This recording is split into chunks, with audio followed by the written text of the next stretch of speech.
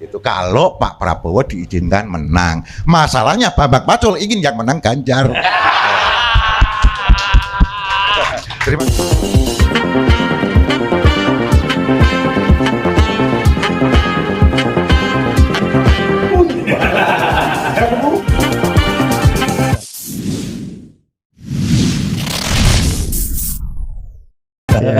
Ya, apakah optimismenya masih aura optimismenya masih seperti kemarin atau tambah optimis Bang atau gemoy-gemoy ini punya tantangan baru nih?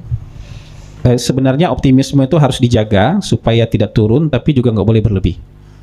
Kalau optimisme itu terjaga di di level yang tepat, kita tuh bisa menginjak gas dengan konstan dan elegan, tapi tetap ngebut. Tapi kalau tidak di titik yang pas, itu kita bisa turun kecepatannya. Kalau optimisnya berlebih, kita bisa turun kecepatannya. Karena ngerasa orang lain jauh tertinggal di belakang. Tapi yang kita lupa adalah kita tuh nggak berlari sendirian. Kita nggak nginjak gas sendirian. Orang lain juga nginjak gas. Mas Bambang Pacul juga nginjak gas. Kalau kita kendorin gasnya, kita bisa kesalip nanti. Bisa kebalap kita nanti. Jadi nggak boleh. Tapi kalau misalnya optimismenya itu juga turun, ya turun di bawah level yang semestinya, itu kita ngantuk, kita males, udah putus asa aja. Kalah ini udah gitu. Jadi makanya kita harus jaga optimisme itu di level yang tepat. Nah, saya melihat optimisme sampai hari ini masih di level yang tepat. Kadarnya itu masih pas. Jadi injak gasnya itu masih ngebut dengan elegan gitu, nggak nabrak-nabrak gitu. Kalau yang saya khawatir tuh nabrak-nabrak, jadi over PD nabrak-nabrak nanti itu jadi pasti jadi masalah kalau over PD kemudian nabrak-nabrak gitu. Jadi kalau optimisme kayak kira-kira kayak gitu. Nggak tahu Mas Pacul masih optimis? Masih optimis kan?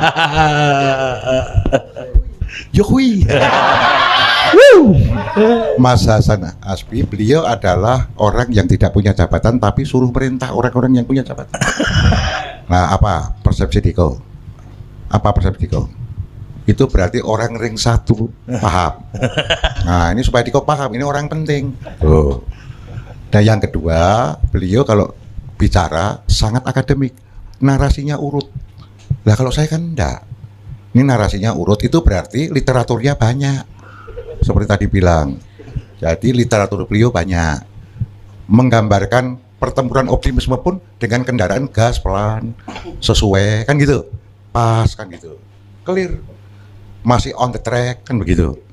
Lah kalau Bambang Pacul gimana? Apa juga optimis? Tadi saya di luar ngobrol. Gitu loh. Kalau mau menang Ganjar bisa menang gitu loh. Jadi optimis gak itu? Bisa kalau mau menang. Kalau mau menang berarti kan syarat-syarat objektif untuk menang disiapkan. Versi Bambang Pacul gimana? Versi saya, ya kalau setiap pertandingan kan optimisme harus pas beliau. Kalau kami di PDI optimisme harus lebih. Menang satu putaran kan gitu. Itu optimisme berlebihan tapi harus dibuat. Supaya apa? Supaya semangat bangkit terus. Bahwa nanti kemudian ternyata enggak, putaran kedua. Ya kerja lagi, kita menangkan kan gitu. Pokoknya harus digas terus. Di kami ada istilah gaspol, remnya blong, BBM-nya Pertamax, enggak atur nanti terbang. Pertamax aja. Kalau pasukan yang jungkel karena terbang dirawat. Masukkan ICU kita rawat, ada dokter perawatnya, ada. Jadi kalau di PDI sana ngomong, gas, rem, blok, BBM, Pertamax, juga dirawat. Jadi apakah itu akademis atau intelek? Enggak. Ini enggak. Ini ilmu Korea. Gas-gasan begitu kira-kira. Jadi kalau ditanya apakah optimis? Optimis lah. Kita bertanding lah kan gitu loh. Tapi cuma Bambang Pacul tidak sehebat beliau. Beliau pimpin TKN. Enggak mimpin tapi memberi arahan para komandannya. Itu lebih canggih dibanding pemimpinnya gimana? Tewas. Iya. Tewas gitu loh. Lah Bambang Pacul siapa? Tanggung jawabnya Jateng. Ketua Jawa Tengah karena saya ketua di sana. Gitu. Kalau pemenangan pileg saya bertanggung jawab nasional, kalau presiden saya hanya Jawa Tengah. Begitu kira-kira. Sebagai apa Jawa Tengah? Yang mana? Pilpres ini. Kalau Pilpres ya saya kan ketua pemenangan partai sekaligus di sana juga ada ketua pemenangan di Jawa Tengah. Oh ya. Tapi konsultannya tepat Pacul. Nggak ada jabatan juga, konsultan. Konsultan. Kayak Hasan Asbi dong. Enggak beda, ini nasional. Yang diperintah banyak. Ini lucu juga Pak Pacul nih. Iya. Dari ketua tim ses daerah jadi konsultan. Kalau Bang Hasan dari konsultan jadi tim ses. Iya. konsultan Ketua di sana. pemenangan pusat di daerah jadi konsultan, Bos. Iya, kan kita juga paham lah. Pertempuran ini kan paham. Ini kan kalau di kami mau izin Mas Hasan, di kami itu kalau namanya elektoral istilahnya pertempuran. Itu aja. Jadi supaya semangat. Kenapa begitu Pak Pacul? Kan cuma bertanding biasa aja. Oh enggak, biar semangat kok. Bertempur kita. Bertempur kita. Jadi Pak Pacul ada satu kesamaan sama Bang Hasan. Alpar ini Pak, kan Bapak di Jawa Tengah juga ada hadiah Alparnya kan? Oh ada. Nah, coba Alpar cerita. warna merah nih. Iya. Coba ceritain dulu, Pak. Ya. Jadi begini, di kami itu ada komandan-komandan teritori. Namanya komandante itu komandan tempur, komandan teritori atau komandan tempur, komandante. Sana. Nah ini hasil terbagusnya nanti di antara para komandan dikasih hadiah Alphard. Alphardnya warnanya merah, udah kita parkir aja di sana. Nih lihat nanti hadiahmu ini, begitu. Jadi kita buat mereka berlomba. Para komandan-komandan itu berlomba. Komandan teritori ini berlomba masing-masing. Dari mana yang terbaik? Itu yang nanti dapat hadiah Alphard. Ada pertanyaan spesifik untuk Bang Hasan dulu nggak? Iya, Yang ada. tadi kita sudah tanyakan ke Pak Pacul juga. Iya. Ada nuansa katanya Iya. Neo Orba. Neo Orba. Ada ajakan untuk people power ya, Iya. revolusi. Satu orangnya udah diketahui Pak Pacul nih kan, dinda-dindanya Pak Pacul juga. Udah tercokok, terpetakan. Tercokok ya. Oh jadi Sudah ini. dinasihati juga. Ya Bang Hasan melihatnya brutal dan separah itukah kondisi kita sehingga prasyarat menuju tadi Neo Orba, people power, revolusi itu akan segera terjadi. Tapi tadi Pak Prabowo bilang dia memang Orba katanya. Orang Banyumas katanya. Kenapa bela-bela Anda di belakang? Gitu. Oh, lihat konten. Jadi saya ini memang Orba katanya, orang Banyumas. Tapi ibunya Orla katanya. Orang Lamongan. Jadi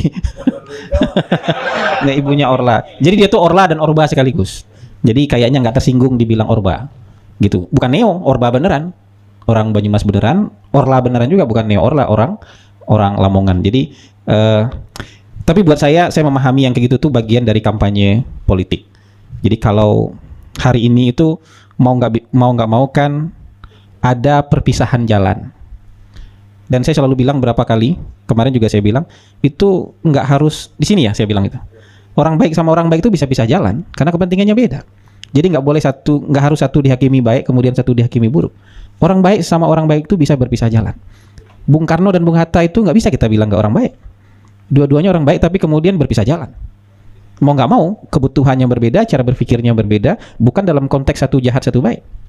Gitu. Tapi konflik mereka bukan konflik pribadi menurut saya. Konflik mereka adalah konflik cara, gagasan, bagaimana mengelola dan memimpin Indonesia. Menurut saya yang terjadi sekarang juga perbedaan cara pandang, perbedaan gagasan, mungkin juga sampai ke teknis-teknisnya berbeda soal cara mengelola dan memimpin Indonesia ke depan. Terjadilah perpisahan itu. Nah, perpisahan ini menurut saya hari ini mungkin tampak sebagai perbedaan antara misalnya Pak Jokowi berbeda dengan PDIP dan Ibu Mega. Tapi di ujungnya mungkin hanya akan jadi perbedaan antara Pak Jokowi dengan Ibu Mega. Di ujungnya saya yakin hanya akan jadi perbedaan antara Pak Jokowi dengan Ibu Mega. Seperti terjadinya perbedaan antara Ibu Mega dengan Pak SBY. Ya, tapi sisanya bisa ketemu. Mas AHY-nya bisa ketemu dengan Ibu Puan. Tapi Pak SBY ketemu Ibu Mega mungkin masih susah.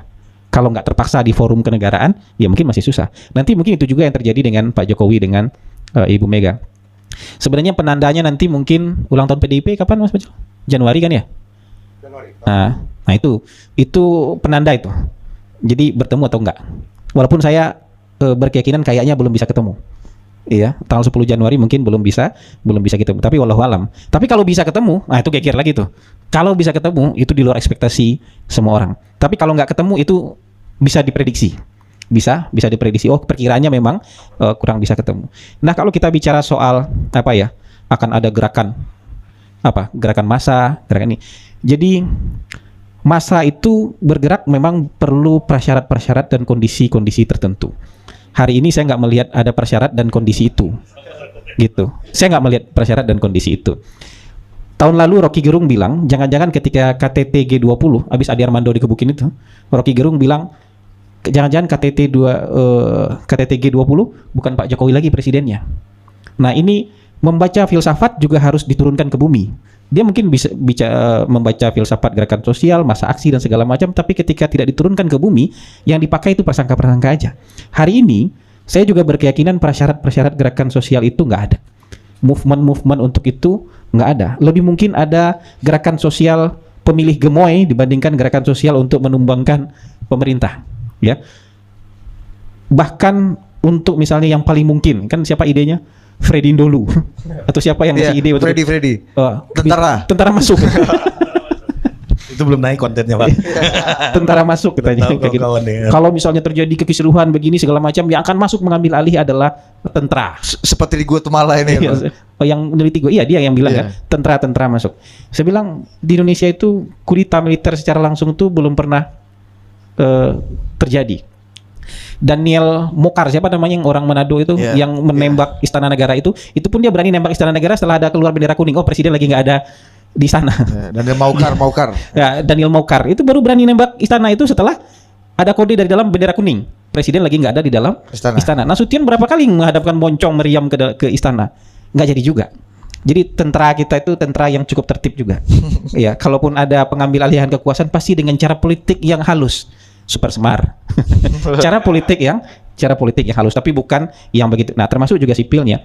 Penggulingan tahun 97 menurut saya itu kompleks sekali. Ya, tahun 66 itu juga sangat kompleks. Nah, kompleksitas itu kita nggak lihat hari ini. Saya melihatnya masih cukup sederhana bahwa kekecewaan ada ya, tapi kekecewaan sebagian orang. Ya, sakit hati ada, tapi sakit hati sebagian orang. Belum bisa diklaim sebagai kekecewaan massa. Belum bisa diklaim sebagai sakit hati massa. Dan yang perlu diingat bahwa pergerakan-pergerakan ini biasanya karena ya. Jadi kalau bom itu meledak, itu nggak cuma ada cangkang, nggak ada mesiu. Yang memastikan bom itu meledak biasanya itu detonator. Nah, yang paling sulit dicari di dunia ini itu adalah detonator. Nggak dijual bebas. Tapi kalau merakit itu dengan mesiu, bikin cangkang segala macam, semua orang bisa. Tapi yang paling susah dibikin dan dicari itu namanya detonator. Begitu juga dalam gerakan sosial. Orang sakit hati banyak, orang marah banyak, orang kecewa banyak. Tapi detonator untuk bisa meledakkan itu susah untuk dicari. Dan biasanya itu tekanan ekonomi. Dan kita nggak melihat hal itu hari ini. Mungkin kayak gitu kalau menurut saya. Nah, ini Pak Pacul. Kalau melihat dalam perperangan, Pak Pacul pernah bilang kalau 50% kemenangan didapat dengan tahu kekuatanmu, 70%, 80% tahu kekuatan musuh, dan 20% cuaca gitu kan. 100% cuaca, Pak Pacul pernah bilang kayak gitu kan. Nah, ini dalam konteks Bang Hasan tadi bilang cuacanya gimana ya Pak Pacul? Mungkin nggak dalam perperangan ini akan ada sesuatu yang berubah drastis gitu? Ya, menurut BMKG cuacanya bulan Desember dan Januari itu hujan deras. Itu aja cuacanya. Itu kan clear. Kalau bicara cuaca politik, saya sepakat tuh dengan Mas Hasan. Syarat-syarat objektif untuk people power belum ditemukan. Kalau beliau istilahnya prasyarat. Kalau prasyarat itu lebih kepada akademik. Kalau syarat-syarat objektif ya menuju objektifnya syaratnya belum terpenuhi lah. Masih banyak yang belum terpenuhi. Jadi ya mari kita bertanding dengan sebagaimana yang disampaikan di KPU lah, kita bertanding dengan kalau bisa dengan santun, walaupun pertandingan kan susah santun gitu loh, tapi ya himbauan kan ya boleh saja. Itu suntikan adrenalinnya ya boleh, jadi agak susah santun. Kemudian pemilunya kita bikin sejuk ya agak susah sejuk kan gitu. Jadi ya pasti ada panas-panasnya, biasa aja, tapi itu normal aja gitu. Jadi apalagi kita setelah ini kan bagian daripada ngobrol-ngobrol aja. Kalau nanti pertempurannya Bang Hasan pasti akan all out untuk nomor 2, Bambang Pacul akan all out untuk nomor 3 kan gitu aja. Iya, ya salahnya juga banyak kan. Juga ada gitu loh Pak. Oke, kita lempar dulu. Siapa yang mau tanya apa aja? Ayo. Ada? Oke, satu. Nih Korea, sini dulu. Sini aja, maju aja. Tunjukkan wajahmu, ikut dadaku. Langsung ini ada aja. sekolah di Korea bener nih Pak Pacul nanti. Jangan panjang-panjang ya, cepat ya. Baik, pertanyaan saya untuk Pak Bambang Pacul ya kan. Perkenalkan, nama saya Randy, saya mahasiswa semester 1 Hubungan Internasional Presiden University. Pertanyaan saya untuk Pak Bambang Pacul. Nah kan, ini akhir-akhir ini kita dipertontonkan pertikaian antara PDI lah sebut saja dengan Pak Jokowi, walaupun ya belum ada interpretasi yang jelas ataupun kebenarannya bagi kami generasi Z itu masih abu-abu. Nah, sementara tadi Bapak bilang angka kepercayaan ataupun popularitas Pak Jokowi ini cukup tinggi, 80%. Nah, kira-kira kalau Pak Jokowi ini loncat dan benar-benar mendukung Pak Prabowo, kira-kira Pak Bambang Pacul ini sebagai komandan perangnya PDI bagaimana untuk memenangkan Ganjar dan mengamankan kursi di DPR? Strategi apa manakala Bapak ditinggalkan Pak Jokowi? Gitu Pak. Aku mau teh. Oke. Itu Pak, strateginya apa kira-kira Pak? Oke, terima kasih. Yang pertama kali kalau kita mau menang, ini aku bicara Jawa Tengah dulu deh. Letakkan strategi dengan benar. Strategi itu apa? Strategi itu situasi internal kita harus match dengan situasi di luar.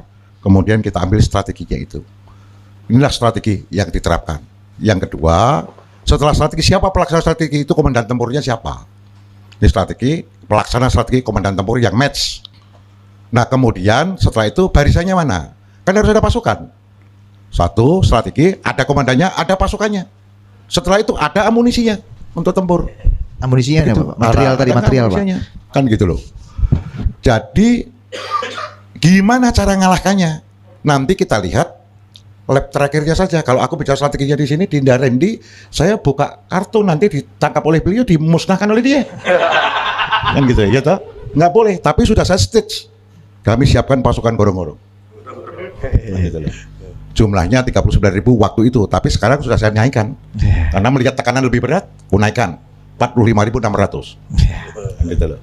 Kemudian ada juga pasukan burung hantu. Aku siapin pula. Pasukan burung hantunya ini 1 batalion.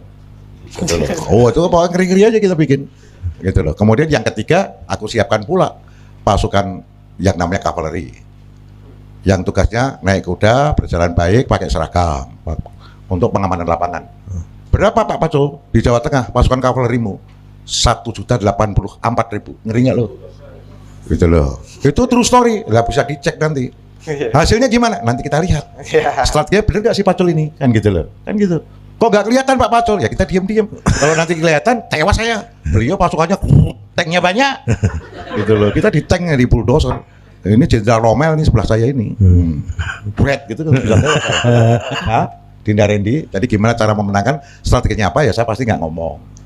Gitu loh. Pak Pacul ada pasukan udaranya? Yo ada. Pasukan udara yang saya bilang tadi itu kan main narasi aja. Ini narasinya seperti ini, tembak-tembakin. Tapi pemenangan terakhir di mana? Infanteri. Menduduki wilayah itu infanteri. Itu kemenangan. Itu garis besarnya begitu. Garis besarnya gitu Dek Rendy. Jadi kalau mau tempur harus punya jam terbang. Mula-mula keliru-keliru, diperbaiki terus. Perbaiki lagi begitu. Perbaiki. Jadi begitulah. Dulu ketika Pak Ganjar 2013, siapa yang kira Pak Ganjar bisa ngalahkan Pak Bibit Waluyo yang mantan Pangdam Diponegoro? Ya petahana pula, incumbent pula, kan gitu loh. Waktu itu kita pasukannya belum sesempurna sekarang. Belum sebaik sekarang. Kita bisa kalahin. Yang mimpin Mbak Puan. Bambang Pacul operate lapangan. Mbak Puan yang kasih perintah. Panglima tempurnya Mbak Puan, Bambang Pacul di lapangan. Gitu loh. Udah aku kasih tahu tuh, Pak Ganjar kalau nanti akan menang di angka minimum 47%, maksimum 51. Keluarnya 48,8. Itu fenomenal. Karena dari bukan seseorang menjadi punya kemenangan. Waktu itu pertempurannya bisa. Nyatanya faktanya ada kok, kan gitu loh. Jadi gimana waktu itu pertempurannya? Mirip-mirip yang saya ngomongin ini. Mirip-mirip. Tapi pasukan burung hantu saya belum sekuat sekarang. Waktu itu ada, tapi belum sekuat sekarang. Gorong-gorongnya juga belum sekuat sekarang. Kavalerinya juga belum sekuat sekarang. Kita udah oke. Hari ini oke. Yang belum saya beresin artilerinya. Nanti one day artilerinya kita beresi. Mungkin pertempuran 2009, 2029 kalau saya masih hidup. Gitu loh. Udah tua saya ini, udah tua, komorbid kan susah. Ya, usia saya 67 tahun, beliau berapa? Saya 44, sudah sepandai ini, sudah bisa merintah para jenderal. Ini enggak loh. Saya enggak, udah tua. Energinya udah terbatas. Bang Hasan, ini menyambung Pak Pacul nih Bang Hasan. Kenapa semua kandidat tuh berusaha betul dan obses betul untuk menaklukkan kandang banteng ini Bang Hasan? Jawa Tengah ini Bang Hasan. Saya rasa nggak semua kandidat ya yang obses. Maksudnya Anies nggak mungkin obses di Jawa Tengah gitu. Tapi terstatement, Caimin. Oh gitu ya. Caimin agak ini sih. Agak bingung juga dia kalau mereka obses di Jawa Tengah itu. Maksud saya ada memang mungkin rumah, ya, kalau kita bicara rumah ya, atau kandang gitu, yang memang sulit untuk direbut. Jadi kalau kalian baca komik Asterix itu, Romawi segitu hebatnya, ada satu desa kecil nggak bisa ditaklukkan, Galia. Kan begitu tuh. Ceritanya begitu. Kalau kalian lihat Israel itu sudah mengurung seluruh tanah yang dulu namanya Palestina. Dipisah dua itu. Tepi barat dan jalur Gaza mereka pisah. Gaza itu mungkin cuma 2 km aja panjangnya. Panjangnya cuma 2 km, lebarnya saya nggak tahu, tapi kira-kira penuh sesak 2 juta orang di situ. Itu kan kok 12 kilometer. Panjangnya 12 kilometer Gaza Strip itu, dan ya 2 juta orang ada tinggal di situ. Tapi itu mungkin daerah yang kalau misalnya tepi barat nanti bisa ditaklukkan sama Israel atau lebih mudah menaklukkan tepi barat, Gaza ini nggak akan pernah dia taklukkan karena begitu militannya orang yang tinggal di situ. Saya nggak yakin Israel bisa nyapu bersih Gaza berapapun pasukan infanteri dan kavaleri yang dia miliki. Itu rumah orang tuh. Nah, Jawa Tengah ini question mark-nya di sana. Jawa Tengah, Bali itu question mark-nya di situ. Jadi kalau buat saya sebagai sebuah obsesi penyemangat sah-sah aja nih. Tapi ada yang perlu realistis juga ketika misalnya ini rumah orang yang memang ininya isinya fanatik militan yang mungkin sulit untuk direbut. Tapi kan Indonesia luas. Jadi makanya kalau itu sebagai sebuah obsesi ya nggak apa-apa obsesi. Tapi nanti di ujung juga kan orang pasti akan realistis. Jadi menurut saya kalau obsesi Jawa Tengah itu kebayang sama saya, mungkin itu ada unsur pribadi Pak Jokowi di sana, Gibran di sana untuk pembuktian diri. Minimal 50-50. Gitu. Minimal 50-50. Tapi kalau untuk strategi pemenangan secara keseluruhan, ada kantong suara namanya Pulau Sumatera 20% populasi. Ada kantong suara namanya Jawa Barat itu 17% populasi. Ada kantong suara namanya Jawa Timur itu sekitar 16% populasi. Jawa Tengah 14-15% populasi. Kalau tambah Jogja mungkin hampir sama dengan Jawa Timur. Jadi kira-kira begitu. Kalau main strategi, kalau ada 4 kantong suara kita bisa main di 3 kantong suara, itu sudah sebuah kemewahan. Sudah sebuah kemewahan. Jadi menurut saya bukan obsesi secara keseluruhan. Bagian dari misalnya ada pembuktian, nah itu nggak apa-apa. Tapi ada hal yang harus juga kemudian disadari untuk itu. Sama kayak gini misalnya. Ini contoh lainnya. Misalnya ada upaya mengambil alih Partai Demokrat. Itu buat saya mau sehebat apa juga Partai Demokrat nggak bisa diambil alih loh. Per hari ini. Mau pakai kekuatan udara, darat, laut, udara itu Partai Demokrat nggak bisa diambil. Hari ini. Kalaupun misalnya ada upaya mengambil partai apa lagi? Mengambil Partai Nasdem misalnya. Itu rumah orang. Mau kekuatan darat, laut, udara dikerahkan juga nggak bisa ngambil Partai Nasdem. PDIP juga gitu, Gerindra juga begitu. Tapi kalau ngambil alih Golkar, bisa berunding. Bisa berunding. Ngambil alih PAN, itu bisa berunding kayak gitu-gitu. Tapi kalau partai-partai yang ada pemiliknya ini nggak segampang itu untuk mengambil alihnya. Itu rumah orang gitu. Rumah itu sertifikatnya jelas, ininya jelas kayak gitu-gitu. Kalau PKB juga, Bang? Itu bisa berunding tuh menurut saya itu. Bisa berunding itu. Bahkan mungkin yang pertama orang berunding nanti PKB setelah selesai. Kalau PD ini SHM ya Bang ya. SHM itu. Gitu. Jadi ya kalau kayak gitu-gitu bagian dari apa ya, semangat untuk ya ini kan juga persaingan kompetisi buat saya ini. Tapi di satu titik nanti orang akan realistis. Kita titiknya mau di mana di sana? Memperkecil kekalahan kah? Mau bikin imbang kah? Kan kayak gitu-gitu tuh. Jadi menurut saya Jawa Tengah sampai per hari ini harus diakui masih kandang banteng. Per hari ini harus diakui masih kandang banteng. Datanya menunjukkan gitu. Bali per hari ini masih diakui sebagai kandang banteng. Jadi kalau bertempur itu juga nggak boleh nggak jujur. Karena kita nggak boleh nipu diri kita sendiri kan. Kacau kita bertempur nipu diri sendiri itu. Itu yang paling kacau itulah ketika bertempur menipu diri sendiri gitu. Dan dipercayai pula ya Bang ya. Habis kita tipu diri sendiri, kita tipu orang lain, orang percaya tuh kacau pertempuran itu. Oke, Pak Pacul sebagai penutup Pak Pacul. Ya kan, kita menutup malam ini dan gimana Pak Pacul melihat situasi politik ke depan gitu ya di dalam terutama juga di Jawa Tengah tadi banyak ancaman-ancaman gitu lah. Ternyata Bang Hasan bilang ya itu penyemangat gitu. Nah, umpamanya Tuhan izinkan Pak Prabowo menang. Jabatan apa yang paling tepat untuk Pak Hasan Nasri? Kabin. Iya, kabin ini yang paling tepat. Jangan suruh mensos, bukan. Itu yang dibagi itu barang, yang dibagi dia pikiran bisa di kepala BIN. Karena BIN itu deteksi dini. Dia pasti bisa mendetek dini, cepat. Jadi kalau kepala BIN ada gerakan kaget, itu berarti kabinnya jelek. Kepala BIN tanda tangan sendirian bos nanti. Itu kalau Pak Prabowo diizinkan menang. Masalahnya Bambang Pacul ingin yang menang Ganjar.